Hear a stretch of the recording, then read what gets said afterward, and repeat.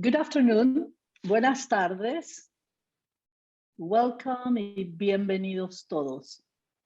I am Maria Rosa Vaquerizo. I'm the CEO of the Andean American Associations, the first chambers of commerce in the US for Colombia, Ecuador, Peru, and Venezuela. They were founded in the 1920s and 30s, and our associations have hosted more than 1,000 programs. For today's program, Russia's actions, their implications for Latin America, we are pleased to have as speakers Pedro Burelli, Stephanie Younger-Mote, and Brian Winter. A warm welcome to our speakers and attendees, and thanks you all for participating. Among our attendees, I would like to give a special welcome to Juana Caicedo Selinger. She's the president of the Ecuadorian American Association. Also to Ambassador Michael Skoll, he's the president of the Venezuelan American Association of the US. Ana Blanco, the vice president for the Colombian American Association. And also directors of the CAA, Gloria Fieldcamp and Andrew Qualley. We have had a great turnout for this program, over 200 registrants, including BBVA, an Andean supporting member, sponsor Nelson Baldion of Global Consulting Solutions.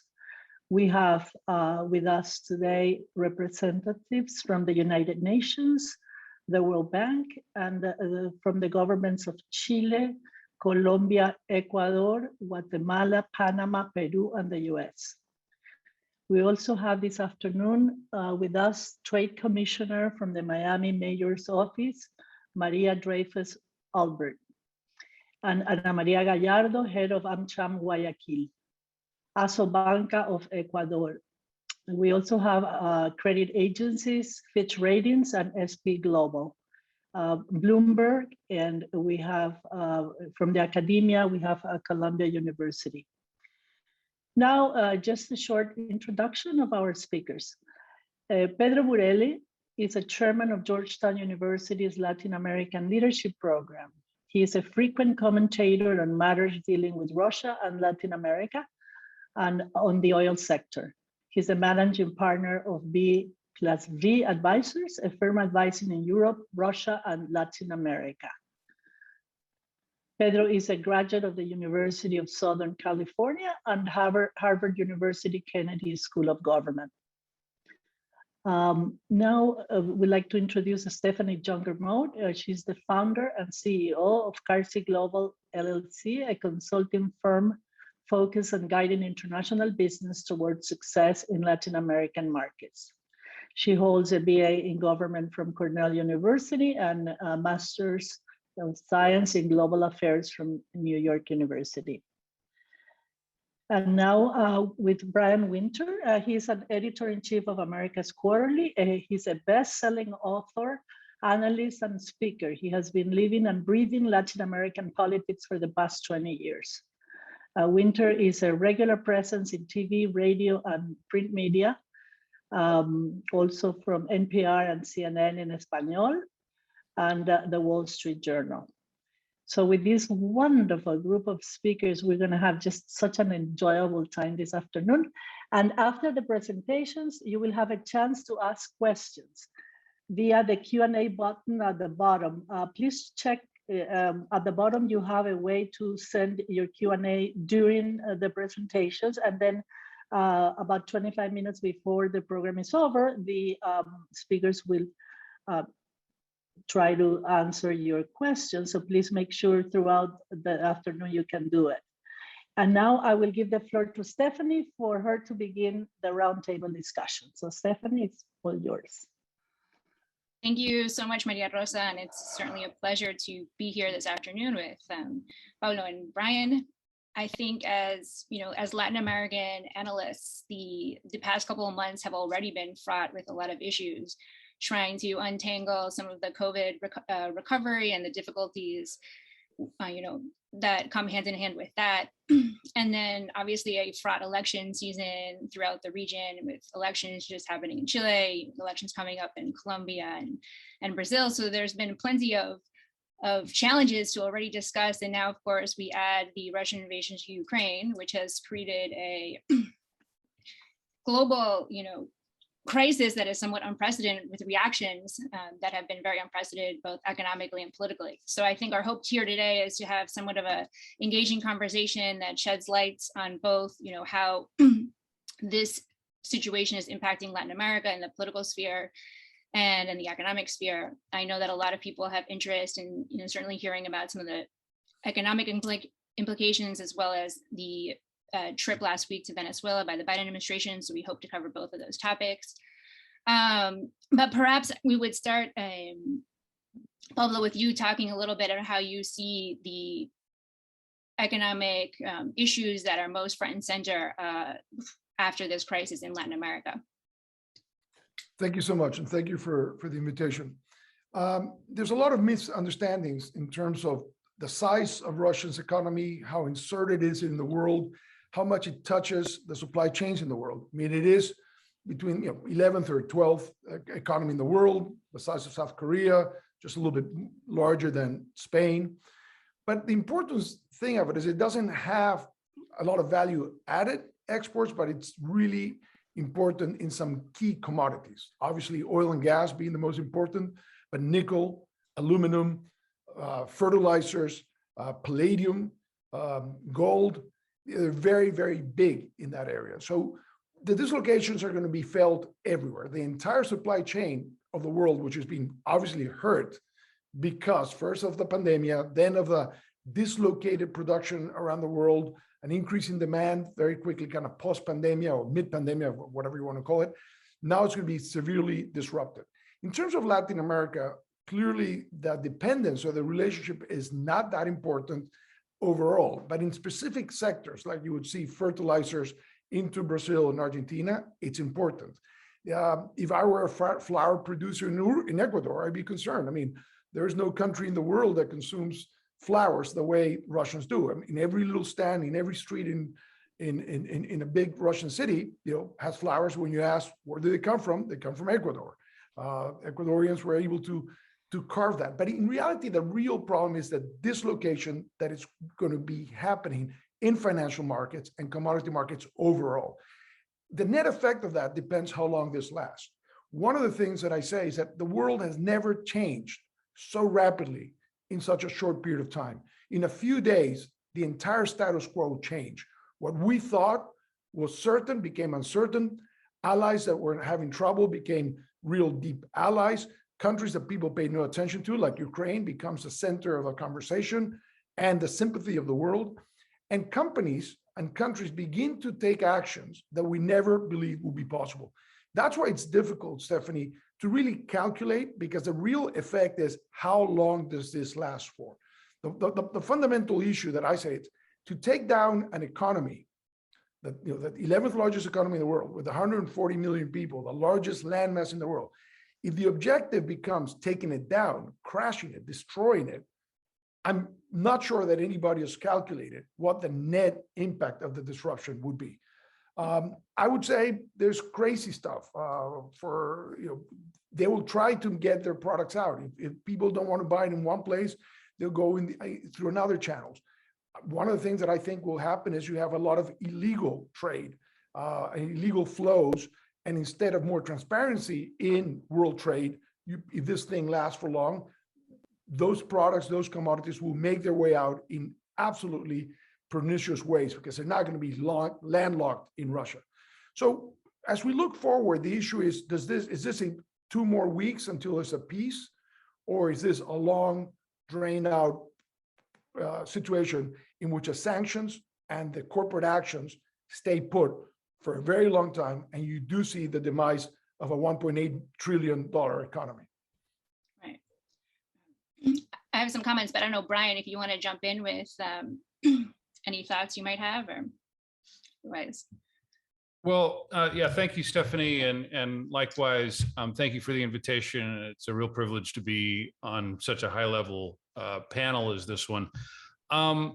Look, Stephanie, you mentioned in your introductory remarks the Venezuela talks that the Biden administration is engaged in, and I think those are interesting and newsworthy in and of themselves, but they also, I think, shed at least some light on this bigger question that Pedro has just asked about how much the world has changed and for how long. I have to admit that on the Friday night when we first got word that these talks were happening, and then when the confirmation filtered out on Saturday, my reaction was one of shock. And to some extent, a bit of fear as well. And fear because I saw this news and my first thought was, these guys, the administration is going to take a beating for this in South Florida and elsewhere. And they're doing it anyway.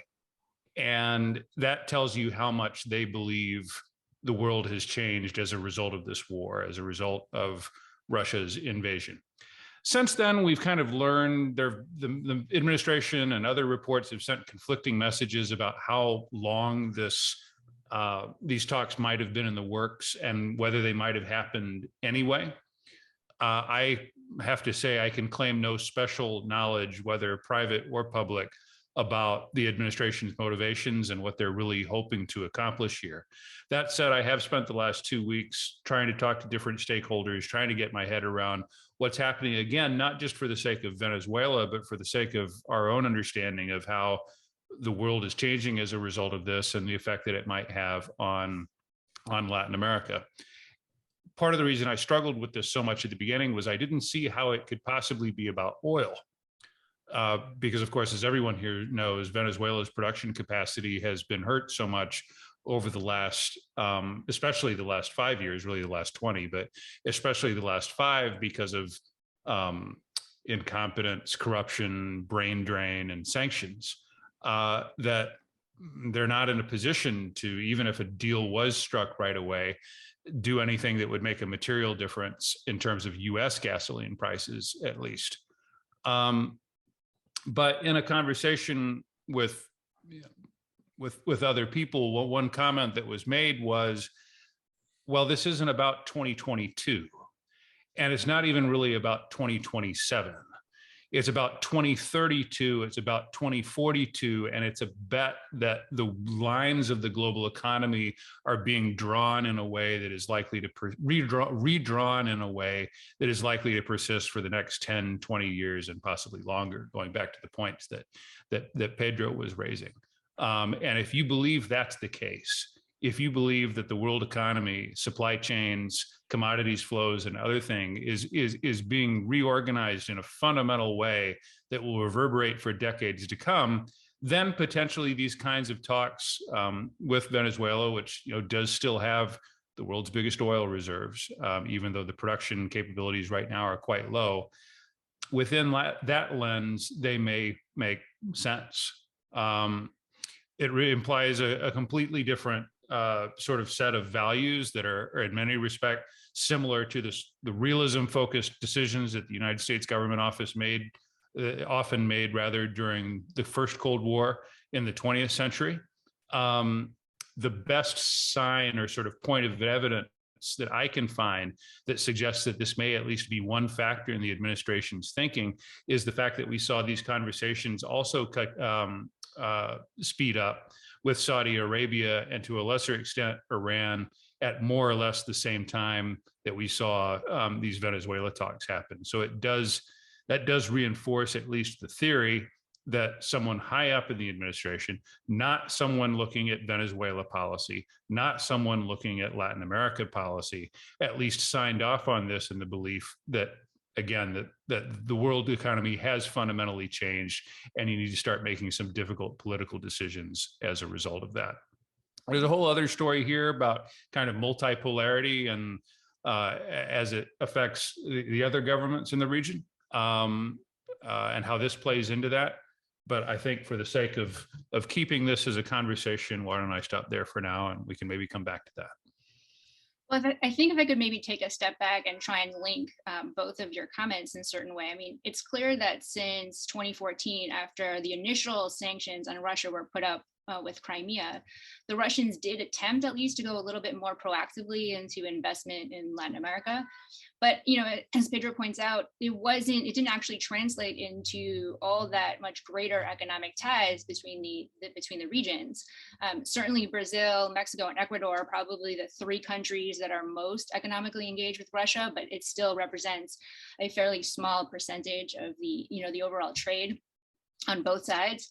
But I think what's interesting here is, as Brian was saying, right, what you have is maybe a reassessment of traditional economic partnerships. And certainly as these unprecedented sanctions are being levied on Russia, kind of the secondary reactions are causing a ripple effect in a lot of different markets. And, the Latin American commodities market is certainly going to feel that pressure in different ways. And so, how that's going to play out in the next 6 months, will certainly be interesting to see, and China is a big component of that, that as well. So whereas potentially Russia may not represent that large of a trading partner, the region certainly is going to be caught up in what is a kind of readjustment economically of the world as they deal with the fallout from these sanctions. Pedro, do you want to expand a little bit? Yeah, no, I think you're making an incredibly good point, and I think Brian's point is important because it also forces us to look back. When I was on the board of PDVSA in the late 90s, the policy that the United States was pursuing, and there were a lot of takers in the region, was energy security within the hemisphere. That notion, pushed forward by Secretary Richardson, Secretary of Energy in the Clinton administration, was that if you look from Canada to Patagonia and you look at all the supply sources of energy and you actually connected them, the entire hemisphere could be independent of extra hemispheric energy. And that was being pursued, and Venezuela's contribution to that was that we were going to increase our production from 3 to 6 million barrels. 2 of those would go to the United States, the other would just feed this cycle in the region. But it was a pretty clear notion, and it triggered, in our desire, Venezuela's desire to expand production, triggered the oil price war of 98. That oil price war of 98, going back to 98, becomes quite important because Mexico almost had a crisis around May. Russia had a massive devaluation in August, and we got a disastrous election in 98 in which Chavez arrived. So if you look back, that date is very important because that crash in Russia in 98 is what eventually leads to Putin taking over on the 31st of December of 99. It's that turmoil as a result of the collapse of oil prices. But what happened was that suddenly it was all decoupled. The whole notion of doing something sane in the Americas, because it all came in within the trap of the free trade agreement of the Americas and stuff like that, and people didn't want to couple, and that whole idea that the Clinton administration had of uniting the region just broke up, and we never revisited that. The important thing there is that Venezuela, which produced 3.2 million barrels of oil when Chavez arrived in power, Russia only produced 4.2 million barrels of oil at that exact point in time. Russia produces now 11 million barrels of oil. Venezuela produces 700,000 barrels of oil, but it should have been producing 5.5 or 6. Right. So is that delta that Venezuela is not producing the one that Russia essentially took? So Russia took Venezuela's market share. Now, you could say that in a market like this, Venezuela could be producing 6 million barrels and Russia 11, but the price of oil will be very, very different. So what Russia got out of the destruction of Venezuela was a double whammy. They were able to increase their production, more than double their production in the 20 years that Putin has been in power, but they did it without competing with Venezuela. So therefore, getting a very much higher price for the 7 million barrels that they're exporting. So as he built up those reserves, the $690 billion of reserves that he had in the central bank, that he considered sufficient to go to war and withstand the impact of sanctions, he was very much helped by the demise of Venezuela.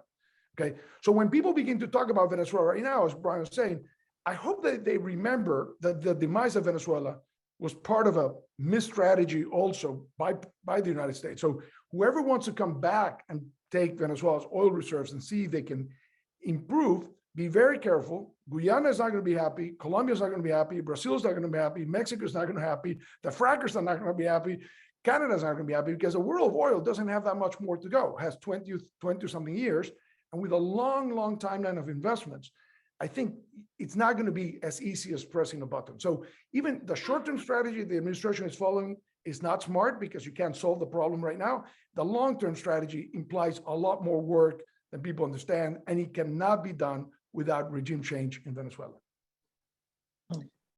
Right. And I do think, whereas it's easy to perhaps over fixate a little bit on the oil issue, one point that potentially, is going to become very important in Latin America in the next couple of months is one of the food prices, right? I mean, we're already going into it where the region was looking at unprecedented inflation, roughly around just over 8%.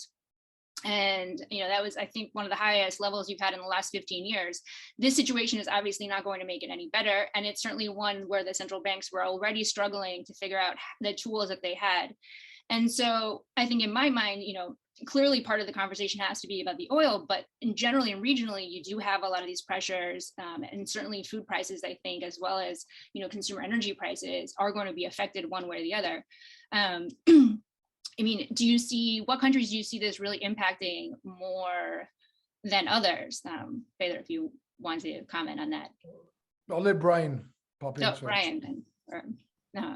Well, I think we're still trying to figure that out. I mean, I guess the big question that we're all kind of asking here is the era of globalization that we lived through from 1990 roughly to 2020 over? Going back, Pedro, to some of your opening comments, are we now in a process that started with COVID-19 that exposed the overdependency on supply chains outside of the Western Hemisphere? I mean, there's already been a lot of talk around that, even prior to this Ukraine war, about reshoring, the need to move production, supply chains, if not back to the United States, then closer to home, nearshoring. That was already underway. That was one cleavage in the global economy that was already taking place. And now potentially a second one, with Russia being ring-fenced in a way that, and look, I would defer to Russia experts on this, but I've been reading them as much as I can over the last couple of weeks, as I'm sure that many of you have too. And very few people expect, I mean, hardly anyone expects that this will be like an elastic band that snaps back to the way it was before at any point in the medium term, possibly ever. And if that's true, then, we're just in the opening phases of something that is very dramatic and very unpredictable, and for which the region is well prepared in some ways, as an exporter of commodities like wheat, which you're feeling pretty good about yourself right now if you're an exporter of wheat. But a lot of those same countries are importers of oil. And I think we're just, these prices are seesawing as we speak. It's hard to see. I guess in the short term, what seems certain, and Stephanie, going back to your question, is that we're going to see, on top of an environment that was already inflationary, even more inflation, with all the political instability that will imply. In a region that is already the world's hardest hit by COVID in terms of, or has been the hardest hit by COVID in terms of both confirmed deaths and economic damage. So it's all kind of a recipe for further choppy waters ahead in 2022. I wouldn't deny, I mean, there is opportunity for the Brazils, the Argentinas, especially the South American countries, Chile as well, with a basket of commodities. But even Chile, which is clearly helped by this increase in copper prices. I noticed that their new finance minister, Mario Marcel, said this week, look, there is a real phenomenon here of God giveth with one hand and taketh away with the other, because it's unclear how the increase in copper and the increase in oil, which Chile has to import, are going to balance out.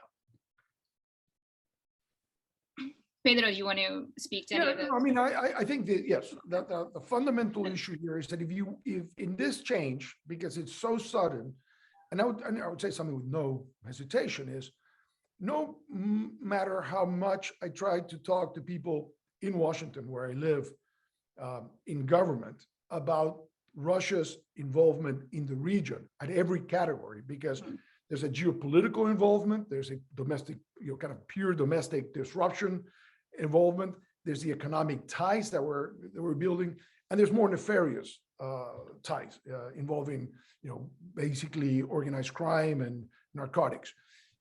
I never really understood why the people who deal with Latin America could never really cross a silo and understand Russia and understand the interaction. So for the decision makers that deal with Latin America in Washington, and maybe in the understanding of how the world has changed, what Russia has done, what the opportunity both economically and politically is of what's going on, I'm not sure they understand it. I mean, I probably bet they don't understand it. I don't think this is the smartest team ever put together to run Latin America in Washington. So my sense is that the opportunities probably will be missed, some of the first opportunities, but they're really, really complex. I think what I said that the world changed very quickly is that we assumed that Putin was there forever and that his activities and his growing involvement together with China's in the region was changing and conforming the area. And I think the two things that I would say is that Putin doesn't have a single good scenario. I mean,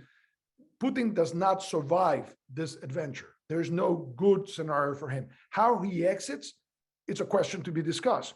Now, for China, which had a very different engagement in Latin America, I think the Chinese are probably understanding and seeing for the first time, oh my God, thank God Putin moved first and we didn't move first into Taiwan, because at the end of the day, they're also learning about the resolve of the world. They might be a very big economy, but if the entire world gets together, or the developed world gets together to punish somebody, I think they're willing to take the hit. And I think what we're seeing is a world that has decided we're going to take a hit.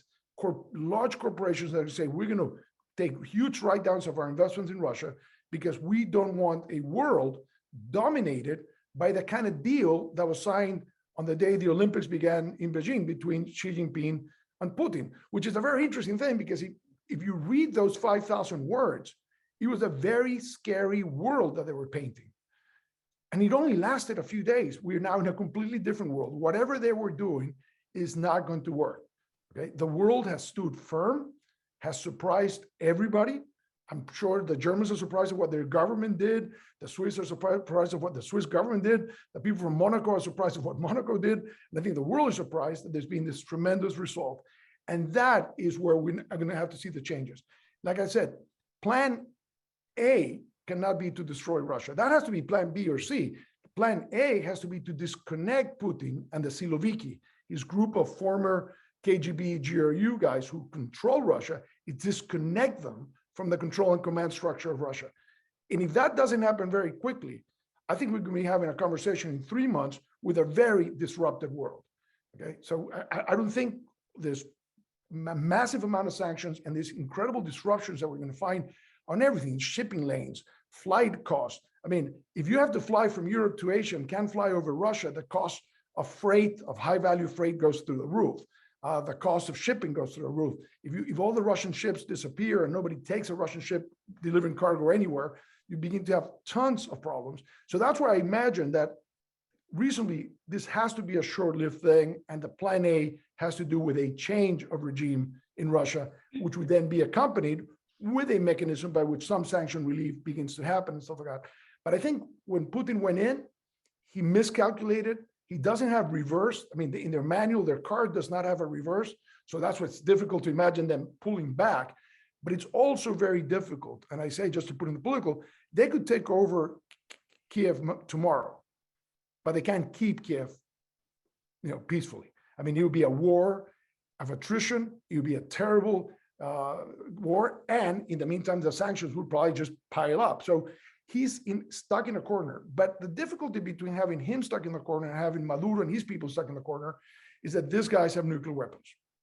And that's the real danger of this. And if you look at the Russian TV, the message, the mantra, the propaganda is, if the world has no need for Russian products, if we don't care, if the world doesn't care about us, why should we care about the world? And that is kind of the nasty element. I mean, if you want to take a negative scenario, that's the one we want to avoid, that we push people to a corner, and that corner, they'll do something really fundamentally stupid. And that's why you can't really interpret everything that's going to happen and all the reactions, because it is too sudden. I said, Never in the history of the world has the status quo changed so rapidly in such a short period of time. And that's why, we're just speculating here because we actually can't give any certainty.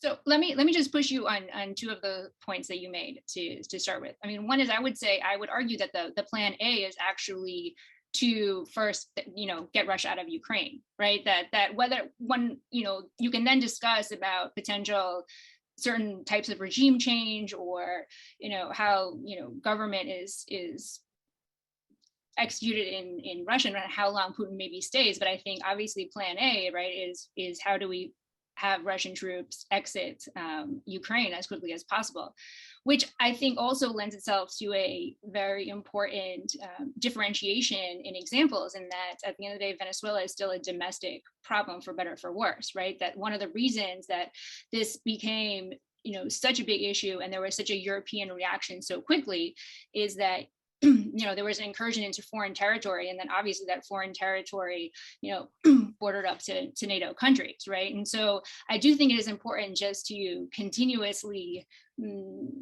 emphasize that, because I think sometimes people get carried away a little bit on the, on the examples between Venezuela, but there is a little bit difference in terms of a foreign power going into a foreign territory, right? Yeah, but that brings you to the reparations issue. A war reparations issue, a responsibility for war, for acts of war, for criminal behavior. When you have the International Court of Justice and the International Criminal Court looking at this, so you do have a much more complex problem. I mean, it's walking out is not as easy as it was walking in. I mean, the walking out is not only a huge loss of face for the group that controls Russia, the Siloviki, and the group around Putin, but it has huge consequences. And I think a defeat for that group and the consequences of a defeat, which would be the exit, well, as you described, has a whole repercussions. Okay, it's very, very complex, and it won't play out very quickly because if the Ukrainians and the world demand that Russia repair all the damage that they did in Ukraine, then you're also tanking Russia even more. So, and at what point do you lift the sanctions? What are the requirements for lifting the sanctions? No, absolutely. And I agree with that. Although I would say that I think, clearly Putin controls the media in Russia, and clearly he controls the narrative. So I do think, and I've talked to a lot of people, who are in the know here that say there is still potentially a scenario where in exchange for Ukrainian neutrality, there is a pullback, whether or not he still keeps some of the Donbass, Luhansk territories. And that's a narrative he potentially can sell, but that's still what his biggest liability are, loss of Russian life, which goes to your point that, even if he does take Kiev tomorrow, you're still probably going to face a protracted conflict that is basically a type of urban warfare where the Russians are going to have to put up a protracted fight, which I don't think, Putin certainly didn't foresee and doesn't necessarily want to engage in long term, right? Kind of an Afghanistan situation in Ukraine. But I do think there is still potentially in the next couple of weeks a scenario where in exchange for Ukrainian neutrality, you do have Russia pull back to a certain extent. And I do think that's a narrative that Putin potentially can sell within Russia. He certainly hasn't seen very much pushback, as far as we can tell on the outside, from amongst the ranks, either in the military or in many ways from the oligarchy. So I think you will only see that when it happens. I mean, that you're not going to get in a totalitarian state.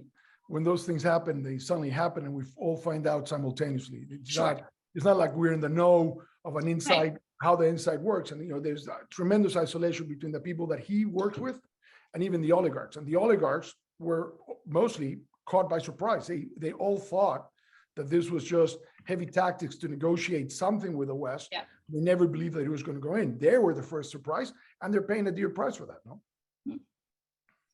So just pulling it back to the region a little bit, Brian, if you can talk about maybe Brazil and potentially the impact that this, if any way, might have on the Brazilian elections coming up, because, while it's obviously not front and center, both the economic impact that this is going to have, might certainly have, might resonate in what's going to happen in the Brazilian elections. You want to talk about that a little bit? Yeah, I will. I'll be very quick about it, though. I mean, essentially, it's a two-man race right now in Brazil between former President Lula, current President Bolsonaro. Lula's had a very healthy lead in polls, 25 percentage points and upwards. It narrowed somewhat since November, and now it seems to have become stable again, in part because of this return of inflation. Inflation was already quite high. It's come down a bit. Now there's concerns about essentially fuel price inflation leaking into the economy, and that's bad for Bolsonaro. I think what's also interesting, though, Stephanie, is to look at the Brazil as kind of a case study in this broader question of how the region's governments are handling this, at least in the early days of this war. Everybody was compelled to put out some sort of statement in the early hours, and it was a litmus test in many ways of how these governments see not only what's happening in Europe, but also what's happening closer to home. I wrote a recent article for Foreign Affairs, a review of a new book edited by some Chilean academics about this doctrine of non-alignment in Latin America. And the book is mostly or almost entirely about China, but there are lessons there for this Russia conflict as well. And without belaboring the point too much, the idea is essentially that Latin American governments are increasingly moving towards a stance where they don't see themselves as being in Washington's sphere of influence anymore, and are trying to maintain some kind of neutrality or non-aligned stance between Washington and Beijing in an environment of increasing confrontation. That's true, by the way, of governments on the left, center, and right. Some have tried to present it as something that is a characteristic of the quote unquote new pink tide. But as I note in the piece, two of the most enthusiastic proponents of engagement with Beijing over the last couple of years have been Sebastián Piñera and Iván Duque, both ostensible US allies who are positioned on the right side of the political spectrum. And we saw echoes of that with the initial reactions to the invasion of Ukraine as well. The clearest statements were from President Duque and from ex-President Piñera and now President Boric, who interestingly both issued not quite identical, but very clear condemnations of Russia. Whereas the diplomatic stance of most other countries in the region has been one of at least some equivocation. And in many cases, positions that have been contradictory, as was the case in Brazil, where the foreign ministry voted a certain way at the UN in a way that was more critical of Russia. And then a day later, President Bolsonaro said that his government's position was one of neutrality. So this shows you sort of the struggle for the soul of some of these governments trying to position themselves, believing, at least for now, that they can stay, if not neutral, then distant. Which might sound like two similar things, but they're quite different. I think that there's at least a hope for now that many countries in the region can not get pulled into this and can benefit from it in the best way possible because of rising commodities prices and everything else. We'll see whether that possibility ends up being viable over time. We've seen in other episodes of history in the past where other countries in the world including Latin American countries, get sucked into conflict, sometimes against their will. We've also seen, again, this risk that by trying to maintain some sort of neutrality outside the spheres of influence of these big countries, countries especially in Central America, I'd include Mexico in this group as well, they may end up missing out on opportunities, particularly with supply chains that come from being, essentially picking a side, whatever side that is.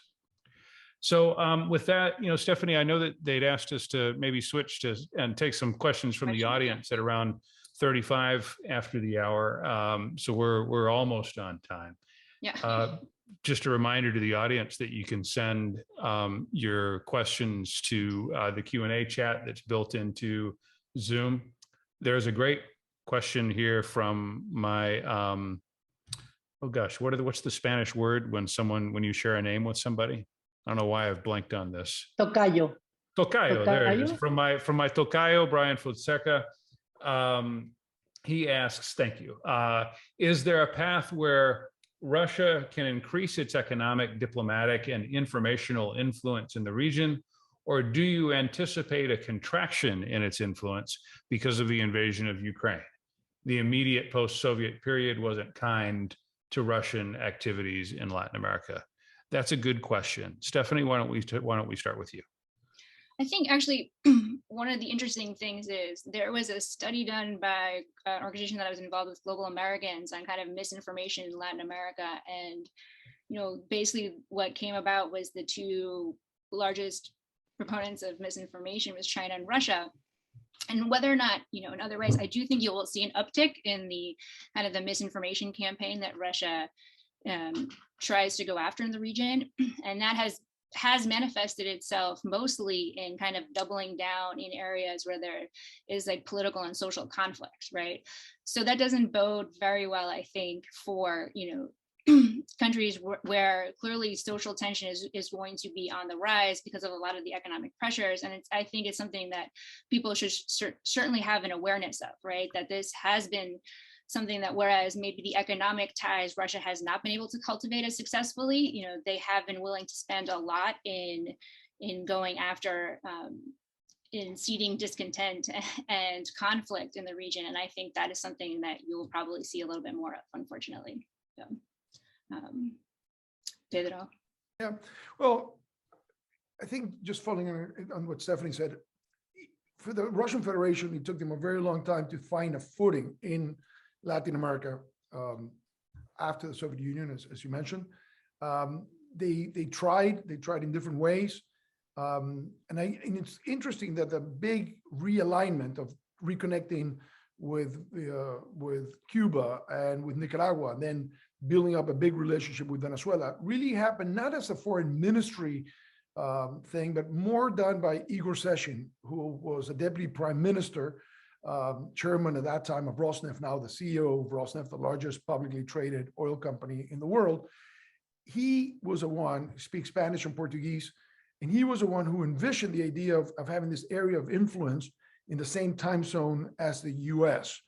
And he drove that Nicaragua, Cuba, Venezuela axis more than anybody else.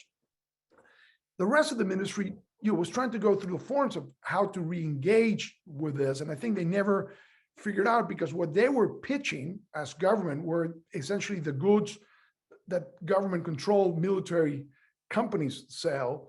But the private sector was actually finding its own ways, and traders were trading Russian commodities, outside of, let's say, the governmental field. So what I was saying, let's say a year ago in the US, is I think Russia doesn't really have a grand strategy for Latin America. I think what's beginning to materialize is an opportunity for them in Latin America as people start finding ways to disconnect from the US or find protectors. The two trips that will go down in history is Alberto Fernandez and Bolsonaro running to Russia, right before the invasion. And if we probably go deeper into the political motives behind that, I think they were trying to figure out a way to have a strong autocratic government support their strong autocratic behavior, not only now, but as it projects in the future. And as they plan, what happens when we get to elections? Do we leave power or not? And I think one of the fundamental things of that agreement in China that was signed between Xi and Putin was, this idea of promoting democracy has to stop. Every country has to have the government that they want. So there's a little bit there, which was very strange. Funny also, just anecdotally, is that everybody's made a lot of comment about Putin sitting on these very long tables with both Macron and the German chancellor and even his own ministers. But in reality, if you look at the pictures when Bolsonaro and Fernandez were there, he was knee to knee, talking to them. He was handling, like he hasn't done it with anybody else. He keeps this massive distance with everybody else. When it came to Bolsonaro and Argentina, he brought them physically very close in something that almost defies all the narrative about the fact that he's, germphobic or whatever. So it actually shows that he's looking for allies. He was desperately looking for allies. He wanted to make a point, I'm not alone in the world. And there's this other people, not just Maduro, because Maduro doesn't serve him any purpose. Cuba doesn't serve him any purpose, and Ortega doesn't serve him.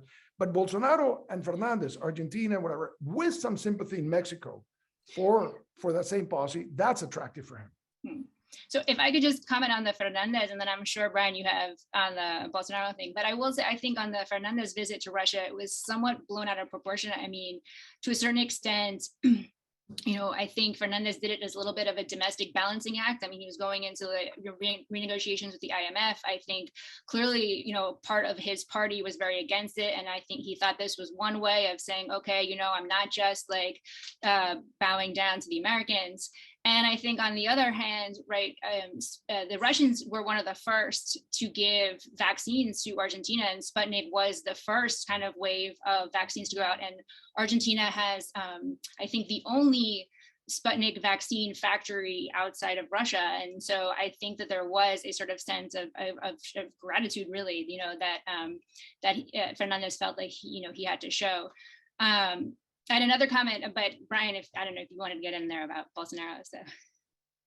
Yeah, I mean, just before we move on, I agree that those two trips are just kind of fascinating case studies that shed light on all of these questions we've been talking about, perhaps shed more light on a world that no longer exists, because I'm pretty certain that neither of those trips would happen today or would happen a month from now. And I think they happen for different reasons. I mean, I just quickly, Fernandez went for the reasons that you cited. I don't think, look, I'm very critical of that government sometimes, but I do not believe it has autocratic ambitions. I don't.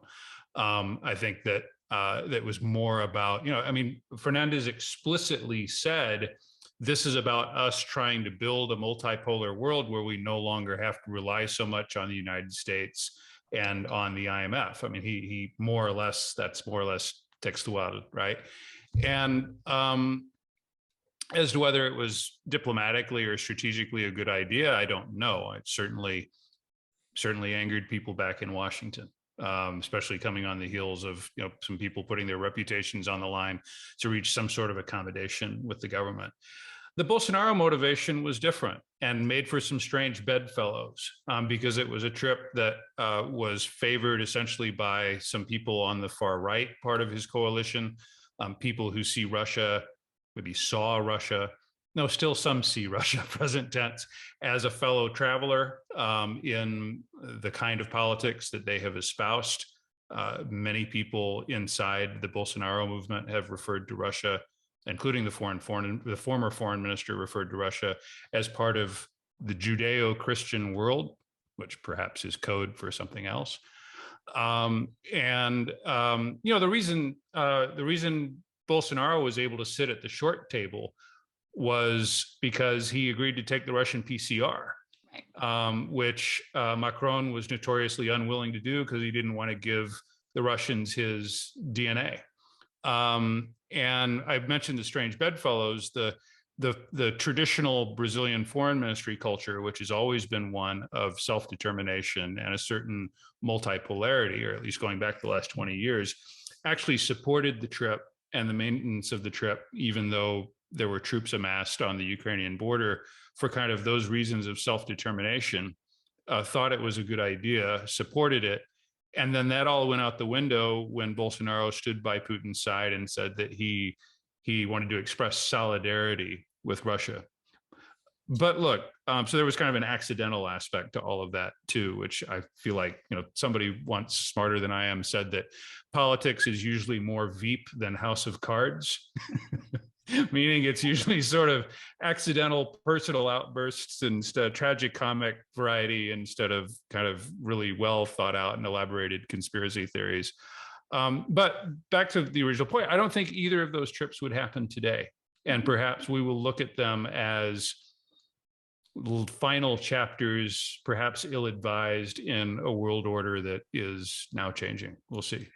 And if I could just make one more comment on that, which also goes back a little bit to the original question that was asked, that whereas maybe, the Russian influence in the medium and long term won't necessarily be felt tangibly in Latin America, I do definitely think that, and Pedro, you touched upon this somewhat, is that it will crystallize China's interest and perspective in the region. And I think what has happened is China is very aware at how quickly the world kind of coalesced against Russia, and they're aware at how they need to build a narrative in the long term, which of course they're very good at, to favor them with any potential like Taiwan issue. And I think the Chinese are willing to hold out on Taiwan, but they're very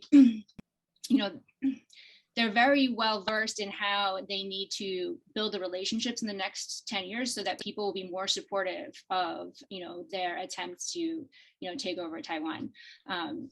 So I do think that is one way you will definitely see, a change, is how the Chinese are a little bit more proactive, both economically and politically, in kind of gauging the region. And that goes to what you were saying, Brian, and that'll be very interesting to see how the region reacts, in a where how long can they actually stay quote unquote neutral with a little bit more pressure. But it's a very different approach, Stephanie. I mean, the Chinese and the Russians were both seen as external influence, and some people saw them as negative influence, but the drivers are so different. One country, which is China, first was seeking natural resources that it needs for its growth and food that he needed. Then he needed a place to invest its excess earnings. Then he needed markets for products that they're putting out now with their own brands, so they're developing a lot of branded things that need markets. So it's almost a behavior that's very capitalist in that sense, and that other countries actually played it in their growth phase in decades and in the past century. So then the predatory side, and the confusing side of how they lend and how they invest and how they put their own workers, and a whole bunch of things that's very confusing, which I think they're also learning. I think it's a learning curve that they are watching very carefully. While everybody says they lend and then they kind of control, they actually haven't taken over anything. They're learning how to reschedule debts very quickly. In the case of Russia, there was no money. I mean, it was very funny. I mean, even if you take the relationship with Maduro, is a absolutely moneyless relationship, in which they've actually been the best debt collectors. The money that they put at one point, they've done everything possible to collect, everything. I mean, they've been the best collectors. While they talk about Venezuela going through problems through sanctions, they have no problem that Venezuela uses every penny that they have to repay them, whether it's with cash, with oil, with gold. So they had a very clear view that they were not going to have Venezuela as a debtor in their balance sheet. Which is a fascinating thing, because that leaves them that their only role in the region has been political, providing political cover, and also as a disruptor, as a big disruptor. Now, Pedro, I'm sorry to interrupt you, but I'm worried that we're not going to get to some of these other questions. We only have about 8 minutes left. There's one here from, I want to see if we can get to at least 2 more. So let's keep our answers to the point. There's one here from Michael Skoll. How will a renewed Iran deal further change the situation in Latin America? I have something. I don't know, Pedro, do you want to talk? I can. Well, first of all, is there going to be a renewed deal? Yeah, right. That's the first thing. I think in one of those things that I think Brian mentioned of how the world changed, I think that discussion between Saudi Arabia taking the calls or not taking the calls, and the deal with Iran being frozen, I think that was a decision. I mean, I think putting the Iran deal in the freezer had a lot to do with getting the Saudis to pay attention and be willing to pump the incremental oil that they're one of the few that have that oil to pump in there. So my sense is that the Iran deal is going to be phased out, or it's going to really dramatically change. I think the Biden administration made a big effort to do something, which I don't think the Iranians wanted to do. The Iranians don't want to go back to the 2015 deal. And I think it's just going to simmer down. How does it affect Latin America? Clearly, in a world in which you do solve something with Iran and Iran oil starts flowing out there, obviously commodity prices, oil comes down. The commodity, oil producers in the region will suffer because of that, because you have kept literally Iran and Venezuela out of the market through different things. And those are 2 big players who are out of the market. That's very not normal in the commodity markets. Stephanie, anything to add? No, not really. Go on to the next question, I think. Okay. Here's a question, a good one. How likely that Russia places troops or some sort of offensive military equipment into Venezuela and Cuba, either as retaliation to US sanctions or as part of this, if we're in the opening days of World War III, basically. This was, of course, a possibility that the Russians themselves alluded to on the eve of the invasion. Stephanie, you want to start? Sure. I mean, I think a lot of this depends on what happens in the next couple of weeks. So, if you can come to some sort of resolution, then obviously less likely. If this becomes a protracted conflict, probably a little bit more likely. Realistically, it's interesting. I mean, Putin has already shown reticence to bring in like most of his troops. I mean, he started this fight with less than a third of the military capacity, I think. So, it is possible, but I don't think you will see, a large movement or a large hardware going to Latin America. I don't think that that's something that Putin really wants to do, nor, has he shown like the willingness to, engage with the military on that level in Russia. So I see it as unlikely. Of course, the longer that the situation goes on, the probability goes up. I will add that I don't think it was ever possible because it actually goes against their notion of spheres of influence for each pole. So if they were pressing the idea that NATO should not be in Ukraine because that's their spheres of influence, the idea of moving real weapons or having a base in the sphere of influence of the United States, which they accept as Latin America, would have never happened. So that would have contradiction. What they gave was a typical foreign ministry non-answer. We neither confirm nor deny. That's all that they said when a question was asked. But if this is prolonged, Russia will have no money. So putting together a real military presence takes a lot of money. There's a lot of people in Russia who will be very upset about their money going for another military adventure. I think it's very unlikely they'll do it. And all the offensive power that he really needs to put the United States in check is probably, underwater in the Atlantic Ocean and nuclear submarines with nuclear weapons. That's all he needs. I mean, at the end of the day, for the game that he's now playing, having regular forces or anything sitting in Latin America I think it's useless. Yeah, it does come back though to the different motivations of kind of the different big countries involved. And I always, to the difference between China and Russia and the different motivations there. I've always seen China as being primarily a mercantilist approach, the need for Latin American commodities, plus an element of geopolitics, right? The long-term play seen in places like El Salvador, where they will opportunistically increase their strategic presence as part of a long game of at the very least, geopolitical rivalry with the United States. Whereas Russia's mission has consistently seemed to me like Operation Mayhem, right? I mean, just to kind of basically create as much instability as possible, to discredit democracies, to support dictatorships, to be a thorn in the United States side. That is why they are such strong purveyors of misinformation all up and down the hemisphere, including here in the United States, because anything that makes democracy bad essentially makes them look good. There are more questions, but I think we were under the imperative today to finish more or less on time, and I see it's 4:58. So Maria Rosa, I don't know if you'd like to make any closing remarks before we say goodbye. Yes, absolutely. What a wonderful roundtable discussion. It's been a pleasure for the Andean American Association to host such a high-level panel today. I also would like to thank the hardworking association team for making this event possible, and two upcoming events. Ecuadorian American Association will host a webinar entitled Galápagos Expansion de la Reserva Marina, un paso histórico. On Thursday, April 14th, we have the Venezuelan American Association will host a webinar featuring Moises Naim, speaking on his book, The Revenge of Power.